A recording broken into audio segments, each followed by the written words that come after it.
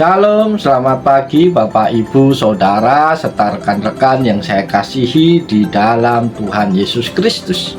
Melalui program Motivasi Pagi, pada saat ini saya menjumpai Bapak, Ibu, Saudara semua. Doa dan harapan saya biarlah melalui program ini Bapak, Ibu, Saudara semua boleh diberkati oleh Tuhan. Pada pagi hari ini kita akan belajar bersama-sama merenungkan firman Tuhan di dalam tema cara hidup yang berkualitas. Saudara-saudara terkasih, Tuhan begitu mengasihi kita. Kasih-Nya mengubah kita dari orang berdosa dan tidak berguna menjadi pribadi-pribadi yang berkualitas. Oleh karena itu, setiap orang percaya perlu dan wajib membangun kehidupannya menjadi kehidupan yang berkualitas. Hidup yang berkualitas adalah bukti kita mengenal dan hidup dalam kasih Tuhan. Membangun hidup yang berkualitas adalah cara kita membalas kasih Tuhan yang begitu besar yang telah dianugerahkan di dalam kehidupan kita. Lalu apa saja yang bisa kita lakukan agar hidup kita berkualitas dan menyenangkan hati Tuhan? Maka ada beberapa hal yang bisa kita lakukan yang menjadi pesan Tuhan bagi kita pagi hari ini. Yang pertama, menjalani hidup sesuai panggilan. Efesus 4 ayat 11-12 mengatakan, "Dan ialah yang memberikan baik rasul-rasul maupun nabi-nabi, baik pemberita-pemberita Injil maupun gembala-gembala dan pengajar-pengajar, untuk memperlengkapi orang-orang kudus bagi pekerjaan pelayanan, bagi pembangunan tubuh Kristus." Saudara-saudara terkasih, ayat tersebut menjelaskan bagi kita bahwa Tuhan menciptakan kita dengan karunia yang berbeda-beda, minat, talenta, bakat, dan panggilan yang berbeda-beda pula.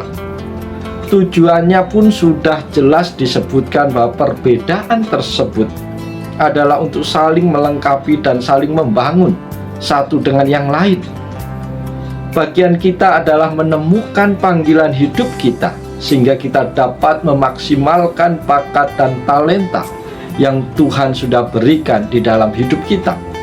Orang yang dapat menemukan panggilan hidupnya dan menjalani hidup sesuai panggilan tersebut tentu akan menjadi pribadi yang lebih berkualitas dibandingkan dengan yang tidak. Contoh sederhana adalah orang yang memang panggilannya di pelayanan musik dan mempunyai bakat serta talenta bermusik, maka skill bermusiknya akan lebih berkualitas dibanding dengan orang yang tidak punya bakat dan talenta di bidang musik. Dengan mengembangkan hidup sesuai panggilan, maka itu berarti kita sedang membangun hidup yang berkualitas. Yang kedua, menjalani hidup dalam kedewasaan. Efesus 4 ayat 13-14, sampai kita semua telah mencapai kesatuan iman dan pengetahuan yang benar tentang anak Allah, kedewasaan penuh dan tingkat pertumbuhan yang sesuai dengan kepenuhan Kristus, sehingga kita bukan lagi anak-anak yang diombang-ambingkan oleh rupa-rupa angin pengajaran, oleh permainan palsu manusia dalam kelicikan mereka yang menyesatkan. Bapak, Ibu, Saudara terkasih, hal yang kedua yang perlu kita lakukan adalah memiliki hidup yang berkualitas adalah dengan menjalani hidup dalam kedewasaan. Sebab hanya orang dewasa yang dapat bertanggung jawab atas hidupnya. Orang dewasa akan memahami bahwa ada tanggung jawab hidupnya kepada Tuhan. Orang dewasa tidak akan menjalani kehidupan ini dengan sembrono atau asal-asalan. Para sahabat yang dikasihi Tuhan, dia akan terus berusaha mengembangkan dirinya menjadi lebih berkualitas. Demikian juga dalam kehidupan rohani. Seorang yang dewasa secara rohani tidak akan mudah diombang-ambingkan oleh berbagai-bagai pengajaran yang menyesatkan. Salah satu ciri orang dewasa secara rohani adalah taat akan perintah Tuhan dengan penuh tanggung jawab. Ketika hidup dalam ketaatan itulah, maka Tuhan akan menuntun hidupnya semakin berkualitas seperti yang Tuhan kehendaki. Untuk dapat bertumbuh menjadi dewasa, kita memerlukan persekutuan dengan Tuhan yang dapat dibangun melalui beberapa hal praktis. Hal-hal tersebut dapat kita lakukan dalam kehidupan kita sehari-hari, seperti saat teduh, membangun mesbah keluarga, membaca firman Tuhan, membaca buku-buku rohani, rajin beribadah, dan persekutuan, serta hal yang lain yang membuat kita semakin dekat dengan Tuhan. Yang ketiga adalah menjalani hidup dengan berpegang pada kebenaran. Efesus 4 ayat 15-16, tetapi dengan teguh berpegang pada kebenaran, dalam kasih kita bertumbuh dalam segala hal ke arah Dia, Kristus yang adalah kepala. Saudara-saudaraku yang dikasihi dan yang diberkati Tuhan, daripadanyalah seluruh tubuh yang rapi tersusun dan diikat menjadi satu oleh pelayanan semua bagian sesuai dengan kadar pekerjaan tiap-tiap anggota, menerima pertumbuhannya dan membangun dirinya dalam kasih.